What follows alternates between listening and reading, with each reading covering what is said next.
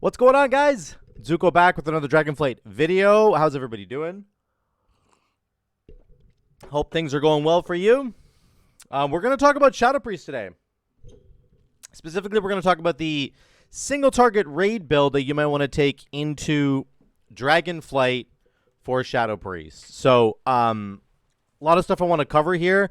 I just spent a significant amount of time on the dummies. I can't get into the actual raid tonight, but that's okay. We're going to practice on the big raid dummy. I've did a whole bunch of different builds. There's a lot of variation you can do at the bottom of the tree with these last 10 points.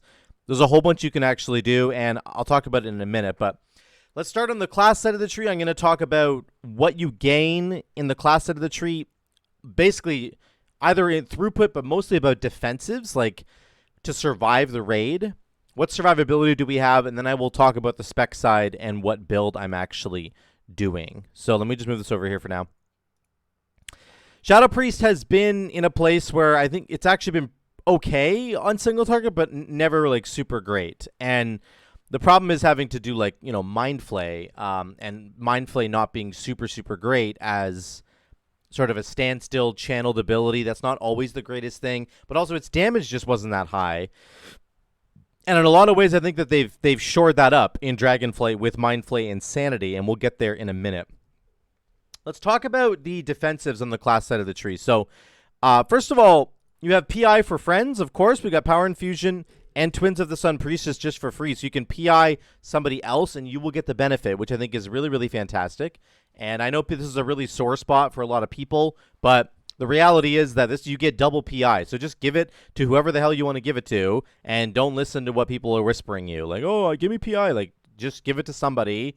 If you have a raid leader who wants it to go to somebody in particular, that's fine. It's always going to go to you, and that's the most important thing, which is really good. So what do we have for defensives? Of course, Priest has been at the bottom of the defensive list for like a long time, particularly just in terms of like damage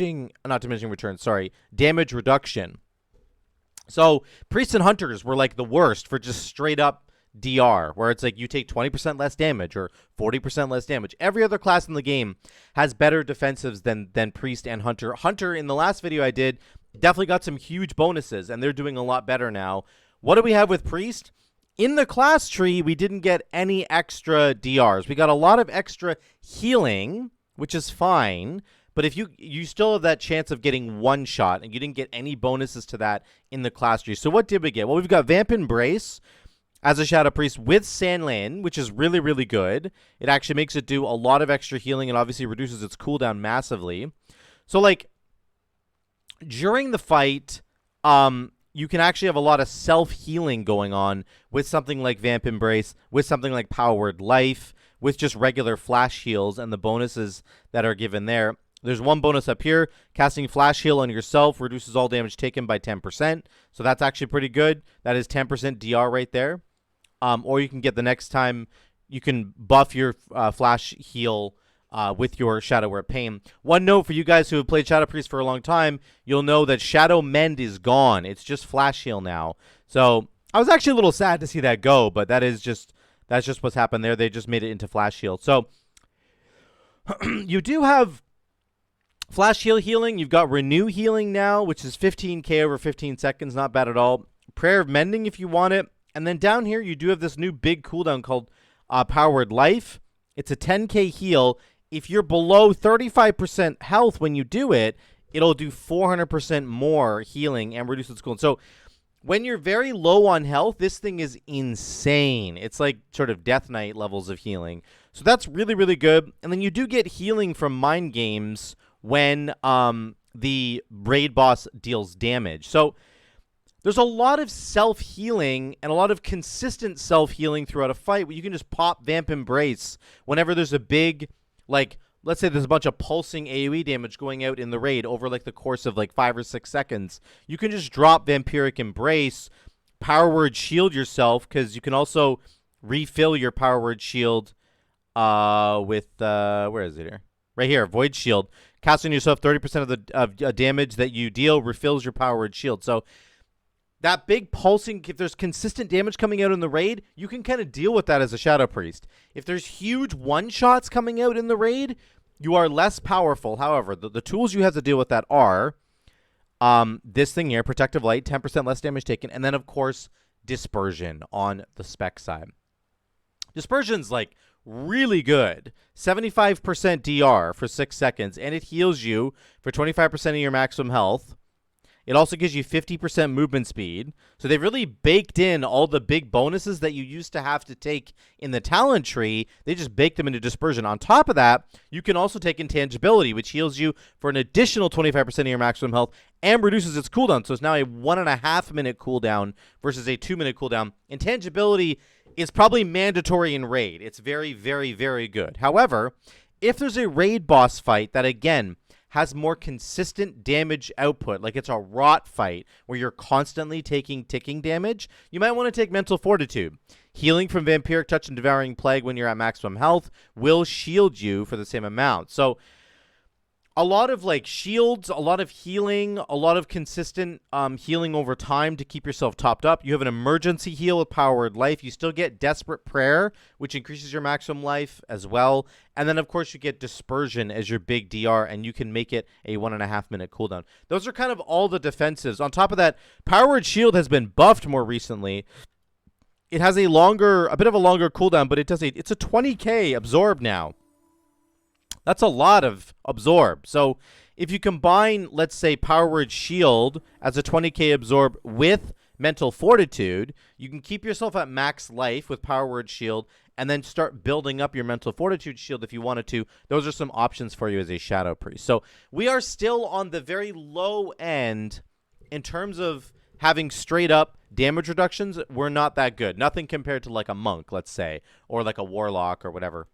But lots of consistent healing, and we do have Dispersion, and we can make it a 1.5 minute cooldown. Very, very strong. So that's the defensive side of things for a raid. Let's talk about the offensive side of things. What do you want to do for your build? Basically, you are going back to a Mind Flay type build. And if some of you really hate that, then I'm sorry, but it's actually really cool looking now. It's really fun. It generates a ridiculous amount of insanity, and it starts off with Mind Flay Insanity. This is the biggest piece of it now. Devouring Plague transforms Mind Flay into Mind Flay Insanity. This was actually it functioned slightly different last week, where it gave you like the Mind Flay Insanity buff for like 5 seconds, and then you had to use it on your next Mind Flay within that 5-second window or you were screwed. So they've actually buffed this. It's now a 10-second window. And instead of Mind Flay right now does about almost 10,000 damage, Mind Flay Insanity does 14.4 thousand shadow damage. So it does a lot more damage, and it generates 16 Insanity instead of 12 over its duration. So it's a very, very good button to have. So this is the core beginning of your build. Let me move my thing back over here. You want to start with Mind Flay Insanity. Then, from there on out, you're going to be taking up a bunch of talents that are buffing your Mind Flay. Number 1, Mental Decay. The duration of Shadow Word Pain and Vampiric Touch is increased by 1 second when enemies suffer Mind Flay or Mind Sear. That counts for Mind Flay Insanity. So this is insane. This reduces the number of times that you have to press Vampiric Touch. You basically only have to press Vampiric Touch like once, and then once you start getting into your Mind Flay, like you can just never have to press Vampiric Touch for another like 25 seconds or so. You'll just continuously keep it up with Mental Decay, which is super, super cool. Then we kind of get near the bottom here. After you take Mind Flay Insanity, you're going to want to take Screams of the Void. While channeling Mind Flay or Void Torrent, Vampiric Touch and Shadow Word Pain deal damage 80% faster. And while channeling Mind Sear, so we're never channeling Mind Sear, but Mind Flay or Void Torrent, which we are going to take, they're going to make your dots tick 80% faster. And we're also going to be taking Tormented Spirit. So your Shadow Word Pain damage has a 5% chance to summon a shadowy apparition. This is debatable. You can take whatever you want, but you could also take Auspicious Spirits if you want to. But I think that Shadow Word Pain, Tormented Spirits is fine. We do generate a ton of insanity. So what's kind of cool is that this is going to make your Shadow Word Pain tick faster, and those ticks will have a higher chance of proccing a shadowy apparition, which is very, very good. At the very bottom here, we have Idol of Cthulhu, of course. Mind Flay has a chance to spawn a Void Tendril, and it will channel at your target for 15 seconds, generating insanity. So more insanity generation again. We're going to spend a lot of time standing still, channeling Mind Flay Insanity. You can see a damage breakdown here of the build. Your Devouring Plague is going to be really big, and then your Mind Flay Insanity is way up there as well, even higher than Mind Blast. So this is kind of what your build's going to end up looking like. Once you get to the bottom here, we are going to take Encroaching Shadows. It's just a good extra damage for Devouring Plague, and you can see that reflected in the damage up here. On top of that, we're going to take Void Torrent and Malediction. I really like this. It reduces the cooldown of Void Torrent by 30 seconds, and Void Torrent does 43,000 damage. Man, this thing absolutely slaps. So Void Torrent did 6% of our damage, which is really, really good. You are going to see from this damage breakdown that I took a thing from Beyond. I'll talk about that in a second. But I really like Malediction, and I actually really like Void Torrent. It gives you so much insanity and just gets you back to pressing Devouring Plague. Finally, it's going to be Mindbender plus Inescapable Torment. I know this is an AoE button primarily. I've just found in all the different build types that I've been trying here, it's been incredibly strong. It is giving you lots of extra damage, and I really just appreciate the damage that's coming out of it. Also, when you take Inescapable Torment, whenever you get the Mind Blast triggering this slash, it increases the duration of your Mindbender, and that allows it to generate 3 insanity each time it attacks. So it really is all about the insanity generation versus just the damage. It's less about the damage and more so about that insanity generation. Let's talk about Idol of Yogg-Saron. I fiddled around with taking this, and it really isn't worth taking. It does so much damage. Thing from Beyond did 6.5% of my damage, and he only spawned once. But the problem is, this fight took 5 minutes, and he didn't spawn until like the 4-minute mark. It takes so long to get the Thing from Beyond up because you're not in an AoE situation. In an AoE situation, it takes way less time to spawn all the shadowy apparitions versus in a single target situation where it just takes way too long. So I would not take Idol of Yogg-Saron, even though he does ridiculous amounts of damage. It's just not worth it because you're not going to be able to get him off probably in the course of the raid encounter. Maybe if it's a really long fight, you might be able to get him off, but it's just not really going to happen in my experience. So I would shy away from that, and instead I would go take Void Torrent over here for more consistent damage. That's what I've kind of fiddled around with. I've also taken Insidious Ire and Idol of N'Zoth, and it was okay. The damage wasn't super great. But this setup that I have right now is what I consider to be probably the most versatile, maybe the best setup that you can go for.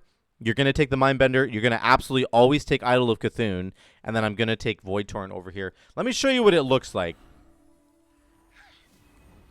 So the damage overall isn't super great on single target.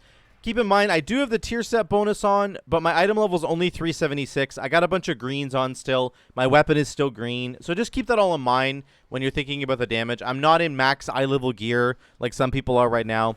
This is probably like Season 1, Mythic +2 gear or something. That's kind of where we're at. So here's what this is going to look like. You're going to have a big opening burst with your Mindbender. It's going to be all about the Mindbender at the beginning, where I'm going to pop Power Infusion, I'm going to pop Void Eruption after getting my dots up, and I'm going to press Mind Blast as much as possible. One thing I want to note, Shadow Word Death is completely bugged right now. I've been pressing Shadow Word Death on these dummies, and it resets my details damage meter. So I'm not going to be pressing Shadow Word Death, even though it will cash in on Inescapable Torment. I'm not going to be casting it because it'll screw up everything else. So just keep in mind we're going to be doing a little bit less damage because of that. Here's what it's going to look like.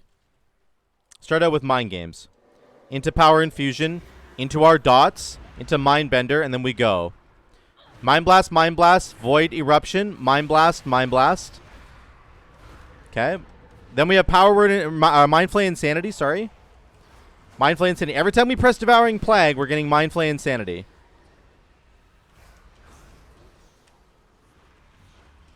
Then we're going to do Void Torrent in a second here. I should have done it earlier, but I'm working on a way to see how much insanity we're generating. Like, we just generate too much insanity. It's actually crazy. Mind Games is basically back already because we press Mind Blast so much. That's one thing that's in the class trait didn't talk about, is that Mind Games has its cooldown reduced whenever you press Mind Blast. There we go. Let's do there we go. We always want to press Mind Flay after pressing Devouring Plague. You don't really want to press Mind Flay ever just like naked. It just doesn't work very well. I'm pressing it now because I have to, but there it is. Here we go. Void Torrent into Mindbender. Okay. Let's do Mind Blast. Channel. Mind Blast again for the other trigger on our Mindbender.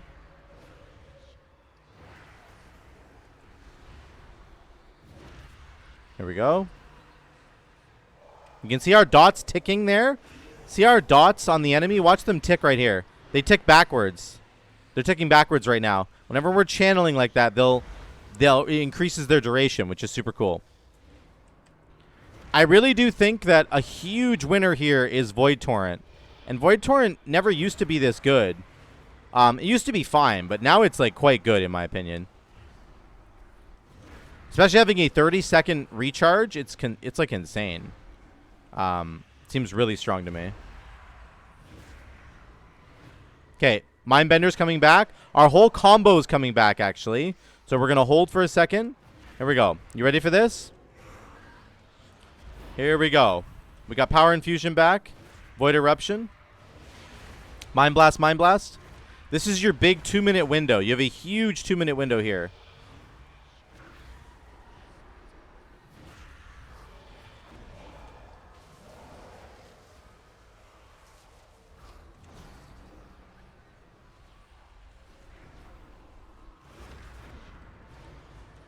That's your big 2-minute window. So you have Power Infusion with Mindbender, with Void Eruption. That's kind of the huge 2-minute window there. I messed up right there. I messed up. But anyway, that's the build right there, guys. You can see the Void Tendrils going off in the corner there. It's really has a lot to do with Void Torrent, giving you tons of Insanity regeneration. You want your Mindbender windows. You want to maximize them as much as you can to get that extra damage and to get the extra Insanity generation. That's really what you're looking for. And then it's all about Mind Flay Insanity. That's your big core, of course. One more for the road. There you go.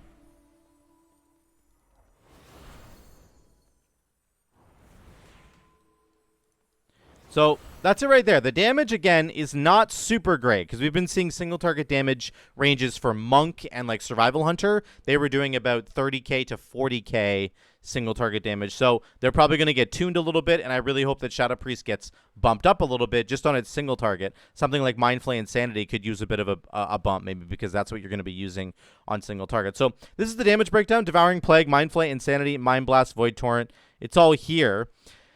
It just is. It's pretty cool to see that Mind Flay is getting so much love in this expansion. It's just really, really good to see that because I love the spell. I think it's really cool, and I love spawning the little Void Tendrils from Cthulhu. I think that's a fun playstyle that was introduced back in BFA, and it's cool to see it brought forward into Dragonflight. So you can see the AoE damage from our Mindbender is still doing 2.1%. That's for one talent point, giving us 2.1%. That's a good amount of damage from one talent point. Then, of course, the Mindbender himself is auto-attacking to do 5.6% of our damage. So the Mindbender in total is doing almost 8% of our damage, which is actually pretty good. And I think worth taking. And on top of that, he's generating a crazy amount of Insanity for us, which allows us to dump our damage into Devouring Plague. Sometimes it's hard to understand where your damage is kind of coming from, where it's like, well, Mindbender didn't do that much damage for me. Like, Inescapable Torment's only 2%. It's like, yeah, but it generated more Insanity for you, which allowed you to do damage with Devouring Plague. So sometimes it's hard to sort of see that that's there. But you can see we basically just cast Devouring Plague into Mind Flay Insanity. That is the big combo that you're going for. Void Torrent is a huge, huge amount of damage now. 10% of our damage just from Void Torrent, and it generates a ridiculous amount of Insanity. So that's kind of the build that I was working with right now. There are variations you can look at. You can, of course, take, like, Mind Devourer if you want to get that free cast. You could really go into Insidious Ire if you want to as well and just maybe take 30 seconds off the cooldown of Void Torrent, go into Insidious Ire. I understand why people would want to run this. I totally get it.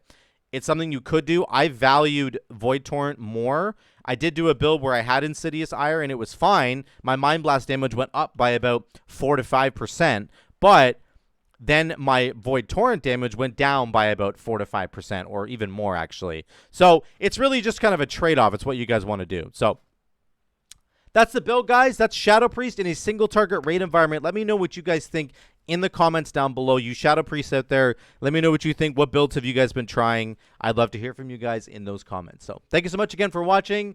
I love you all. I'll see you in the next one.